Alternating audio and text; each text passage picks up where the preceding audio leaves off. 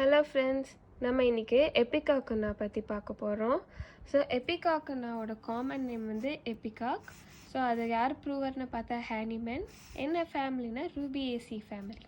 Okay, இப்போ இன்ட்ரடக்ஷனுக்கு போகலாம். Ipecac is an interesting drug standing on the seized lines between the absolute opposite way of therapeutics. Old school usually studies, experiments with and uses drugs for their physiological action and lays down maximum non-lethal doses for adult and children, while homeopathy uses them for their exactly opposite effect and its dynamic doses for the vital stimulation.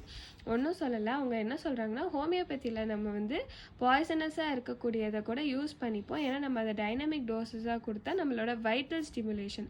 ஆனால் இதே வந்து old ஸ்கூலில் என்ன பண்ணுறாங்க, physiological ஆக்சன்ஸை மட்டும்தான் நம்புகிறாங்க, நான் lethal டோசஸை adults and சில்ட்ரன்ஸுக்கு கொடுக்குறாங்கன்னு சொல்கிறாங்க.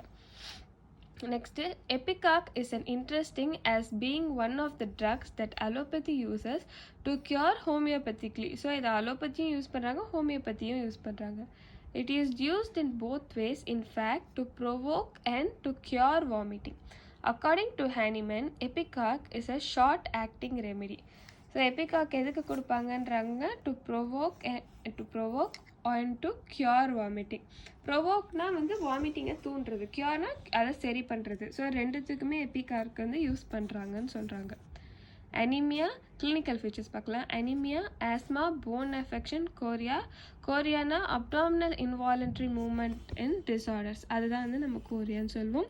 கன்விலேஷன், constipation, colic, cough, diarrhoea, deafness, dysentery, eye affections, fever, gall stone, colic, gastric ulcer, haematemesis அப்படின்னா என்னென்னா vomiting fresh blood. Okay, haemorrhage, menstrual disorder, nausea, vomiting, pregnancy disorders, stomach disorders and whooping cough etcetera. இதெல்லாம் நம்மளோட clinical ஃபீச்சர்ஸில் வருது. இப்போ அடுத்து sphere of action பார்க்கலாம்.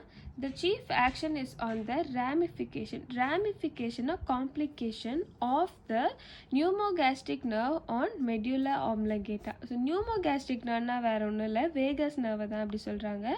Vegas nerve நம்மளுக்கு எதுக்கு தேவை, டைஜஷன், ஹார்ட் ரேட் அண்ட் ப்ரீதிங்க்கு தான் நம்மளுக்கு வேகஸ் நர்வ் தேவை. on medulla oblongata, on mucous membrane of respiratory and gastrointestinal tract, atrial vascular system. So இதை தான் நம்மளோட ஸ்பியர் ஆஃப் ஆக்ஷன்ஸில் வருது. அடுத்து பேத்தோஜெனிசிஸ் பார்க்கலாம். When acting on pneumogastric nerve, it produces a spasmodic irritation in chest and stomach. So ஸ்பாஸ்மோஸ்னா spasm மாதிரி contraction ஆகுது, எங்கன்னு பார்த்தா செஸ்ட்லேயும் ஸ்டமக்லேயும். The former gives rise to asthma and later to nausea and vomiting. So, இந்த spasmodic irritation-னால asthma-வும் வருது, nausea and vomiting-ம் feel ஆகுது. When acting on mucous membrane, it produces a catarrhal condition, pulmonary congestion and even hepatization. Hepatization-னா liver-ல தான் நடக்கும், அப்படின்னா என்னென்னா heart ஆகிறது. So ஹெப்படைசேஷன்ன்றது எந்த ஆர்கன்லனாலும் நடக்கலாம். nausea and vomiting. Next constitution பார்க்கலாம். Physical makeup. It is especially suited to stout person of lax fibre. ஸ்டவுட்னு என்னென்னா ஃபேட் ஆர் ஹெவி பில்ட்னு அர்த்தம். Fair people, women, children, emphysematous person அப்படின்னா ஷார்ட்னஸ் ஆஃப் ப்ரீதிங். ஸோ அப்படி அவங்களுக்கு ரொம்ப மூச்சு வாங்குகிற பர்சன்ஸுக்கு, persons who have history of epistaxis and other form of blood loss. So இந்த மாதிரி கம்ப்ளைண்ட்ஸ் உள்ள பேஷண்ட்ஸ் தான் வந்து எபிகாக் பேஷண்ட்ஸாக இருப்பாங்க. Relation with heat and cold வந்து அவங்க மோஸ்ட்டாக chilly patient. Temperament, irritable temperament, ஏன்னா அவங்களுக்கு ஸ்மாஸ்மோடிக் கம்ப்ளைண்ட்ஸ் இருக்கும் போது அவங்களுக்கு இரிட்டபிள் நேச்சர் தான் நிறையா இருக்கும். மயாசம் பார்த்தா சோரிக் மயாசம் தான். டயத்தசிஸ் வந்து ஹெமரேஜிக் டயத்தசிஸ், அவங்களுக்கு எங்கேனாலும் சீக்கிரமாக பிளட்டு வரக்கூடியவங்களாக இருப்பாங்க. இப்போ கைடிங் சிம்டம்ஸ் பார்ப்போம்.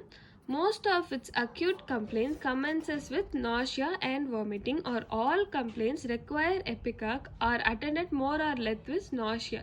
So nauseous-ஆ தான் அவங்க எப்பயுமே இருப்பாங்க, ஒமட்டுற மாதிரியும் வயிறு பெரட்டுற மாதிரியுமான ஃபீலிங்கை தான் நாஷியான்னு சொல்லுவாங்க. வாமிட் வருதோ இல்லையோ அவங்க நாஷியஸாக இருப்பாங்க. ஸோ அவங்களுக்கு Ipecac கொடுக்கலாம். nauseous, constant, continuous and persistent with or without vomiting. அதான் வாந்தி வந்தாலும் வரலனாலும் அவங்களுக்கு நாஷியா இருந்துகிட்டே இருக்கும். வாமிட் வாமிட் எடுத்துட்டாலுமே அவங்க நாஷியஸ்னஸ் ரிலீஃப் ஆகாது. பிகாஸ் வேகஸ் நர்வ் வந்து நம்மளுக்கு அது ஸ்பாஸ்மோடிக் கன்ட்ராக்ஷன் கொடுத்துட்டே இருக்கனால நாஷியஸாக அவங்க ஃபீல் பண்ணிட்டே இருப்பாங்க. Thirstlessness runs through the whole drug. Clean tongue with much saliva but no thirst. So அவங்களுக்கு வந்து thirstless-ஆக தான் எப்பயுமே இருக்கும். Bright red hemorrhage from natural orifices like nostrils, mouth, especially from uterus. So bright red hemorrhage இருக்கும். bright redன்றது நம்ம பிளட்ல வந்து கொஞ்சம் அனிமிக்காக இருக்கிறது தான் bright red கலர்னு சொல்லுவாங்க. ஸோ அந்த பேஷண்ட்ஸ் கொஞ்சம் அனிமிக்காகவும் இருப்பாங்க. Oppressed breathing, especially with respiratory or gastric complaints. அவங்களுக்கு breathing வந்து ஃபுல்லாக எடுத்து விட முடியாது. Anxiety about stomach is very much prominent. அவங்க வயிறை பற்றின கவலை அவங்களுக்கு இருந்துகிட்டே இருக்கும். Cold sweat on forehead, வேர்க்கும். Wheezing and rattling of chest without expectoration, especially in respiratory troubles of earlier stages. So அவங்களுக்கு வந்து செஸ்ட்டில் இருந்து கரகரன்னு சத்தம் வந்துட்டே இருக்கும், வீசிங்லாம் இருக்கும். பட் அவங்களுக்கு வந்து ஸ்பூட்டம் எதுவுமே இருக்காது. ஸோ அவங்க எச்ஐ அந்த மாதிரி எதுவுமே வராது. மியூக்கஸ் எதுவும் செக்ரீட் ஆகாது. அடுத்து desire for sweet and dainty. So அவங்களுக்கு வந்து ஸ்வீட்ஸ் ரொம்ப பிடிக்கும். Aversion to all food. So எந்த ஃபுட்டாக பார்த்தாலும் அவங்களுக்கு நாஷியஸ் அண்ட் வாமிட்டிங் இருக்கும். மைண்ட் ஆஃப் திஸ் பேஷண்ட் பார்த்தோன்னா it's irritable and short tempered, full of desire for many things about which he knows nothing. In other words, desire for a number of things without knowing exactly what it is or what is it for. So இது வேணும் அது வேணும் இது வேணும் எல்லாமே சொல்லுவாங்க. ஆனால் அவங்களுக்கு எதுக்கு வேணுன்றது அவங்களுக்கே தெரியாது. நெக்ஸ்ட் வந்து பர்டிகுலர்ஸ் பார்ப்போம். கேஸ்ட்ரோஇன்டெஸ்டைனல் ட்ராக்டில் வந்து mouth, clean tongue with no thirst. copious secretion of saliva, நிறைய செக்ரீட் ஆகும். constantly obligated to swallow saliva, often indicated in salivation during pregnancy. அவங்களுக்கு நோ தர்ஸ்டாக இருக்கும், பட் அவங்களுக்கு நிறைய சலைவேஷன் வந்துட்டே இருக்கும் வாயிலிருந்து. stomach should be thought in all diseases which commence or attended with continuous and persistent nausea and even vomiting, but without any relief to the patient, such as gastritis, cholera, abdominal pain, dysentery, bronchitis, pneumonia, asthma and intermittent fever. So இங்கே என்ன சொல்கிறாங்கன்னா, all diseases which commences எந்த patient வந்து vomiting and நாஷியான்னு சொன்னாலே உடனே நம்மளுக்கு எபிகாக் தான் ஞாபகம் வரணும்னு சொல்கிறாங்க. ஸோ மொடாலிட்டி பார்ப்போம். Nausea not relieved by vomiting of a white glary mucus in large quantity or green jelly like mucus. So வந்து அவங்களுக்கு வந்து நாஷியா வந்து வாமிட் எடுத்தாலும் போகாது அவங்க நாஷியா ஃபீலிங். நெக்ஸ்ட் டைரியா பார்ப்போம். டைரியாவோட காசேஷன் மோஸ்ட்டாக indigestible food, raisins, cake, anger or suppressed இரப்ஷன்ஸாக தான் இருக்கும். கேரக்டர் ஆஃப் ஸ்டூல் வந்து green mucus, as green as grass, but black stool looking like frothy molasses also indicates the remedy. So மொலாசஸ்னால் ஃபர்மெண்டான sugar கேனை தான் மொலாஸ்னு சொல்லுவாங்க. ஸோ அவங்க ஸ்டூல் வந்து பிளாக் ஸ்டூலாக ஃபார்த்தியாக இருக்கும் அப்படின்னு சொல்கிறாங்க. நெக்ஸ்ட்டு கன்காமிட்டன்ஸ் பார்ப்போம். colicky pain around the umbilicus with nauseous, clean tongue and no thirst. Asiatic cholera where nausea and vomiting predominate with clean tongue and no thirst. So Asiatic கொலராவில் வந்து எப்போ Nashiya and vomiting வந்து ரொம்ப ஜாஸ்தியாக இருக்குதோ அப்போ வந்து நம்ம எபிகாக் கொடுக்கலாம். The patient becomes drowsy and sleepy after vomiting. Aggravation from slightest motion. லைட்டாக ஏஞ்சி நகர்ந்தாலும் அவங்களுக்கு உடனே இந்த ஃபீலிங் திருப்பி வந்துடும். நெக்ஸ்ட் கோலிக் கம்ப்ளைண்ட்ஸ் பார்ப்போம். Causation flatulent colic, gallstone colic. Location வந்து colic around the region of navel, cutting pain around the abdomen as from a knife from left to right. So இவங்களோட இந்த ரெமெடி வந்து left to right தான் act ஆகும். sensation, cutting pain, gripping pain as though intestines were tightly grasped by hand. இது வந்து ரொம்ப இம்பார்ட்டண்ட்டான symptom. ஏன்னா இந்த ட்ரக்கில் தான் நம்மளுக்கு இந்த ஒரு சிம்டம் இருக்கும். கன்காமினன்ஸ் பார்த்தா nausea, vomiting, clean tongue and no thirst. So நம்ம இந்த வார்த்தைகளை திருப்பி பார்த்துட்ருக்கோம். இதெல்லாம் நம்ம ஞாபகம் வச்சாலே இந்த ட்ரக்கை வந்து நம்ம எழுதிடலாம் எக்ஸாமுக்கு. ரெஸ்பிரேட்டரி சிஸ்டம் பார்ப்போம்.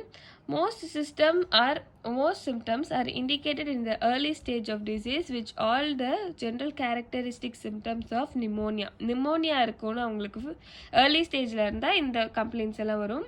Pneumonia of infants. In infantile pneumonia, chest is loaded with mucus, rapid wheezing respiration, blueness of skin and pale face. Although the chest seems full of phlegm, there is so much of rattling.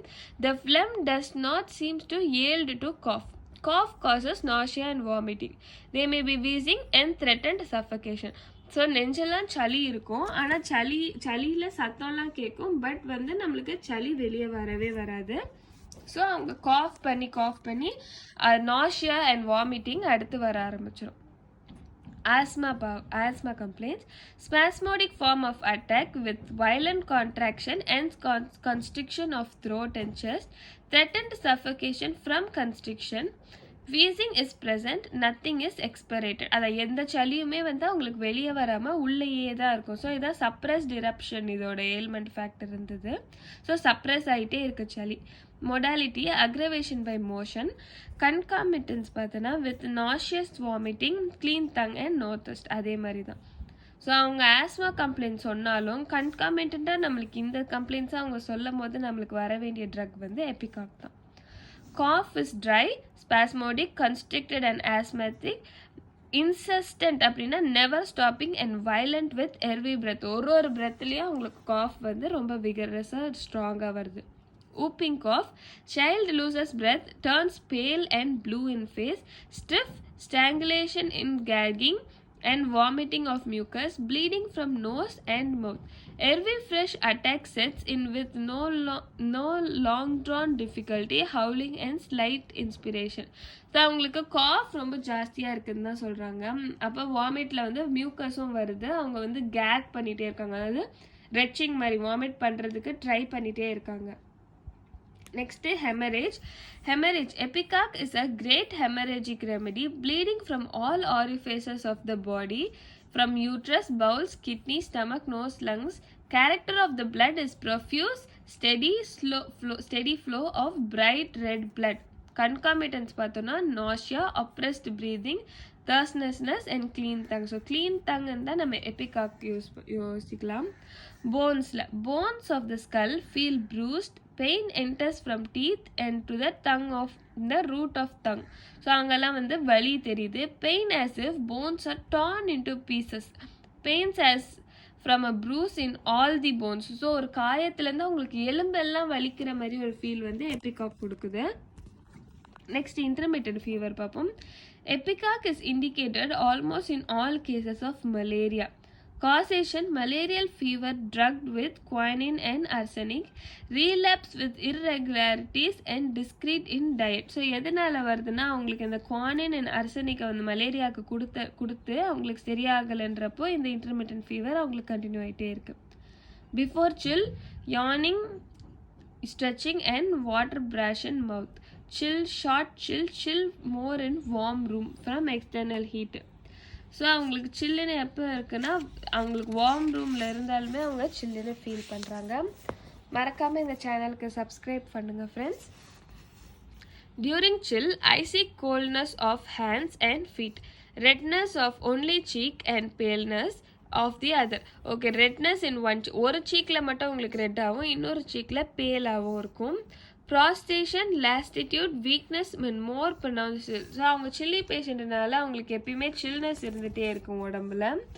Next heat பார்ப்போம். Long lasting with nausea, vomiting and with or without oppressed breathing.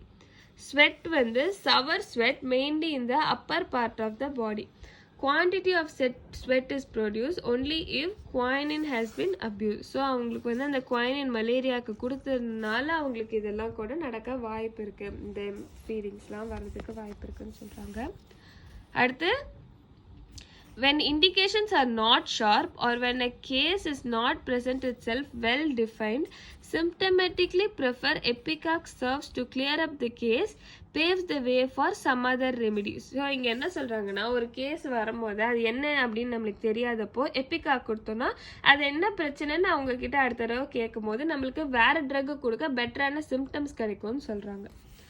General modalities வந்து aggravation எப்போ அது periodically winter dry weather least motion அவங்களுக்கு aggravation அது amelioration by rest pressure and closing eyes relation வந்து complementary to cuprum met அதாவது copper so compare with ant tart ipecac has more nauseous clean tongue but ant tart has retching vomiting thick coated so இதுதான் ரெண்டு difference கேட்கும் போதும் இல்லை compare பண்ணும்போது இதுதான் நம்மளோட கம்பேரிசனாக இருக்கும் ஆன்டிடோடுக்கு வந்து அர்சனிக் கொடுக்கலாம் அர்னிகா கொடுக்கலாம் நக்ஸ்வாமிகா ஆன்டிடோடட் பை ஆலம் அப்பீஸ் டல்கமரா ஃபேரம் இதெல்லாம் கொடுக்கலான்னு சொல்கிறாங்க ஸோ மறக்காமல் லைக் ஷேர் அண்ட் சப்ஸ்கிரைப் பண்ணுங்கள் ஃப்ரெண்ட்ஸ்